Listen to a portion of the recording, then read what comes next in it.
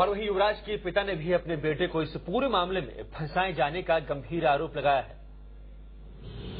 माझ्या मुलग्याने काही केलं नसल्यामुळं त्याच्यावर विनाकारण आरोप करण्यात आलेला आहे आणि पोलिसांनी मला मारहाण केली हे सांगत असताना पोलिसांनी मारहाण केली हे प्रकार बरोबर नाही। चलिए बढ़ते आगे। दिल्ली में मुख्यमंत्री पृथ्वीराज चौहान ने जैतापुर प्रोजेक्ट पर सभी आशंकाओं को दूर करते हुए साफ किया कि यह प्रोजेक्ट होकर रहेगा। स्थानीय लोगों की सुरक्षा की भावना को ध्यान में रखते हुए सुरक्षा का ज्यादा ख्याल रखा जाएगा, ये कहा है मुख्यमंत्री ने। और वहीं पर्यावरण मंत्री जयराम रमेश ने भी प्रोजेक्ट की सुरक्षा के मुद्दे की बात कही है। पृथ्वीराज बोले राणे की आवाज में, शिवसेना पर लगाया सुपारी का आरोप, जैतापुर होकर रहेगा। यूं तो मुख्यमंत्री पृथ्वीराज चौहान अपने शांत स्वभाव के लिए जाने जाते हैं। वो कभी भी भड़काऊ भाषण या सनसनीखेज बयान नहीं देते, लेकिन दिल्ली में जैतापुर के मुद्दे पर उन्होंने जो कहा उसे सुनेंगे तो आप भी यही कहेंगे कि ये तो पृथ्वीराज चौहान नारायण राणे के इस्तेमाल में बोल रहे हैं। All I want is the protest should not be based on a misconception or rumors which are deliberately spread by some interested parties. The protest which happened a few days back was instigated by outsiders, and we are engaging with the local people to assuage their fears. This meeting has very clearly emphasized that safety will never be compromised. Prithviraj Chauhan ने शिवसेना का नाम लिए बगैर स्थानीय लोगों को गुमराह करने का आरोप लगाया। उन्होंने कहा कि जैतापुर के खिलाफ चलने वाला आंदोलन स्वेच्छा से नहीं बल्कि प्रायोजित लगता है। वहीं पर्यावरण मंत्री जयराम रमेश ने भी अपनी बात से पलटते हुए कहा कि उनके प्रोजेक्ट को पॉज देने का मतलब सुरक्षा के नजरिए से पॉज देना था।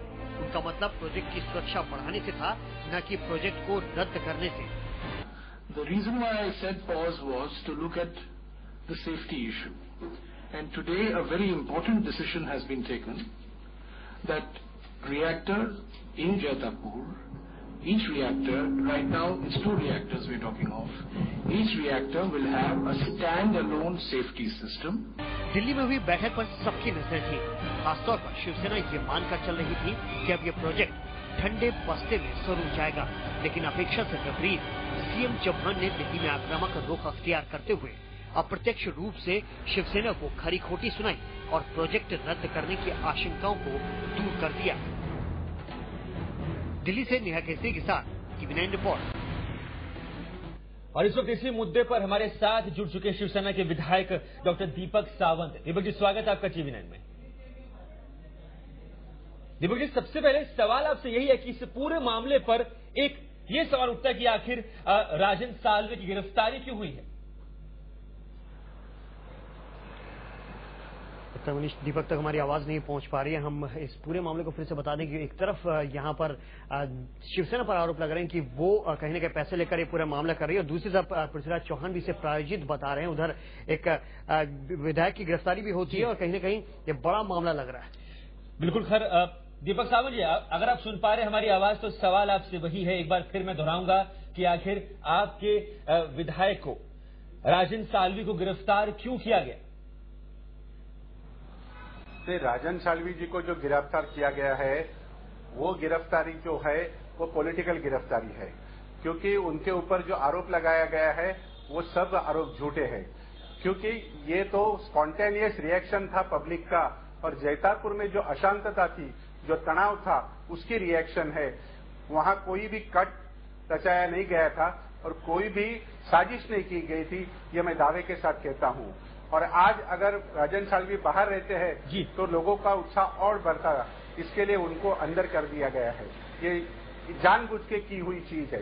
जी बिल्कुल, लेकिन आरोप तो आप शिवसेना पर यह भी लग रहा है कि शिवसेना ने सुपारी लिए इस पूरे आंदोलन को बनाने की, और यही बात अब मुख्यमंत्री जो है वो दिल्ली जाकर कह रहे हैं। वो कह रहे हैं कि वहां पर जो जितना भी आंदोलन चल रहा है वो प्रायोजित है, और एक बार फिर से उन्होंने दोहराया कि वहां पर जो संयंत्र है, जो प्लांट है, वो लग के रहेगा।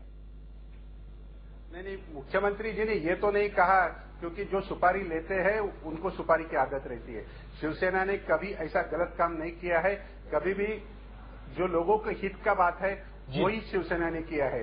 और लोगों को ये मालूम है आज जनता शिवसेना के साथ क्यों है, क्योंकि शिवसेना लोगों का दुख समझती है, शिवसेना लोगों का दर्द समझती है, मछुआरों का जो नुकसान हो रहा है वो शिवसेना समझती है। और ये प्रोजेक्ट कोकण के ऊपर थोपना चाहते हैं और उसके साथ दुर्भाग्यपूर्ण बात है कि कोकण के ही मंत्री है जो ये थोपना चाहते हैं। दीपक सावंत जी, ये बताएं कि आखिर जनता किसके साथ है? इस बात का दावा आप कैसे कर सकते हैं कि आपके साथ है या फिर कांग्रेस के साथ है? मुख्यमंत्री कहते हैं कि जनता को आपने उकसाया है, विरोधी उकसा रहे हैं, वो उन्हें समझा नहीं रहे, वो फायदा नहीं बता रहे इस प्रोजेक्ट के। आखिर फायदे क्या होंगे स्थानीय जनता को? नहीं, अगर आपने उद्धव साहब की अगर मीटिंग देखी होगी, आपने अगर कवरेज किया गया होगा, तो उसमें आपको मालूम पड़ेगा कि जनता कितना उत्स्फूर्तता के साथ वो मीटिंग में आई थी। वहां किसी ने किसी को बुलाया नहीं गया था, ये तो स्पॉन्टेनियस रिएक्शन था जनता का और मीटिंग में उन्होंने भाग लिया था। दूसरी बात आप कह रहे हैं, पृथ्वीराज चौहान जी को मैं ये आपके माध्यम से पूछना चाहता हूं कि अभी तक कितने सवाल ऐसे हैं कि जिनका उत्तर हमें मिला नहीं है, ना तो जैतापुर की जनता को मिला है। यहाँ का जो न्यूक्लियर वेस्ट है उसका क्या करेंगे जी? आज भी दुनिया में किसी भी जगह न्यूक्लियर वेस्ट का सही तरीके से डिस्पोजल नहीं हो रहा है, ये सामने की बात है। ये सवाल मैंने भी जब भी हमारे अणुशास्त्रज्ञ आए थे उनको भी पूछा था, लेकिन उन्होंने भी जवाब नहीं दिया था। क्या वो एक बार फुकुशिमा के बाद में इसका चेरनोबिल करना चाहते हैं? इसके बारे में भी कोई जवाब नहीं दिया गया। पृथ्वीराज चौहान जी ने, मैं उनका दावे के साथ कहता हूं कि उनके पास भी कई प्रश्नों के जवाब नहीं है। इसके लिए ये जी बिल्कुल, प्रश्नों के जवाब नहीं है, लेकिन कहीं न कहीं जो जयराम रमेश हैं वो कह रहे हैं कि उन्होंने पॉज की बात की थी। उन्होंने पॉज ये नहीं कहा था कि इस प्लान को, इस परियोजना को बंद कर दिया जाए। उन्होंने कहा था कि सुरक्षा के मद्देनजर यहाँ पर पॉज दिया जाएगा। सुरक्षा के इंतजाम की उन्होंने बात कही थी। अब जबकि सरकार इस पर अड़ी हुई दिख रही है कि ये प्रोजेक्ट पूरा होकर रहेगा, ऐसे में शिवसेना का अगला कदम क्या होने वाला है? शिवसेना की रणनीति तो तैयार है जी। शिवसेना क्या करने वाली है वो आज मैं बोलने वाला नहीं हूं, क्योंकि हमारे जो नेता है, वरिष्ठ नेता है, वो इसकी नीति तय करेंगे और वो बताएंगे कि शिवसेना क्या आगे करेगी। और दूसरी बात जो आपने बताया कि वहां की जो जनता है, वो वहां की जनता आज भी शिवसेना के साथ है। कल भी जब साहब गए थे तभी भी उन्होंने यही देखा कि तरबेज के घर में जब शिवसेना नेता और हमारे कार्याध्यक्ष उद्धव साहब गए थे, तभी भी लोगों की भावना उमड़ पड़ी थी और लोगों को कितना भी रोकने के बाद में साखरी नाटे में लोग आए थे। ये किसका सिंबल है? ये कह रहे हैं कि हमारे ऊपर अन्याय हो रहा है। सावंत जी, तबरेज की मौत का आपने जिक्र किया है। सवाल ये उठता है कि तबरेज की मौत के बाद ये भी खबरें आई थी कि अगर शिवसेना ने अगर राजनीतिक रंग रूप नहीं दिया होता इस मुद्दे को, तो शायद उसकी मौत नहीं होती। वहां की आम जनता ने यह भी कहा है कि भाई वो अन्ना हजारे की तरह शांतिपूर्वक ढंग से इस आंदोलन में शामिल होना चाहते थे, न कि इसमें उग्र आंदोलन करने की कोई आवश्यकता थी। नहीं, आंदोलन अगर नहीं करेंगे तो सरकार तब तक आवाज कैसे जाएगी? डॉक्टर मिलिंद देसाई को क्यों अटक किया गया था? उनको घर से एक गुनहगार की तरह उनको लिया गया था, क्योंकि वो ये आंदोलन में भाग ले रहे थे, एक प्रमुख घटक थे। इसके लिए जिसने भी आगे आए, जो भी आगे आए, उनको दबोचने की कोशिश ये राज्य सरकार ने की थी। और आज भी आप अगर देखेंगे तो पॉज की आप बात कर रहे हैं तो रमेश जयराम ने आज तक कितने स्टेटमेंट किए? नवी मुंबई के एयरपोर्ट को पहला उन्होंने हरी झंडी नहीं बताई थी, उनको रेड लाइट बताई थी, बाद में वो ग्रीन में तब्दील हो गई। आज भी जैसापुर के बारे में भी जी बिल्कुल। लेकिन सवाल यह है कि जब यहाँ पर सरकार प्रोजेक्ट बनाने की बात करे, इसका मतलब सीधा सा ये है कि सरकार गारंटी दे रही है वहां पर सुरक्षा की। इसके बाद आखिर विरोध की वजह क्या है?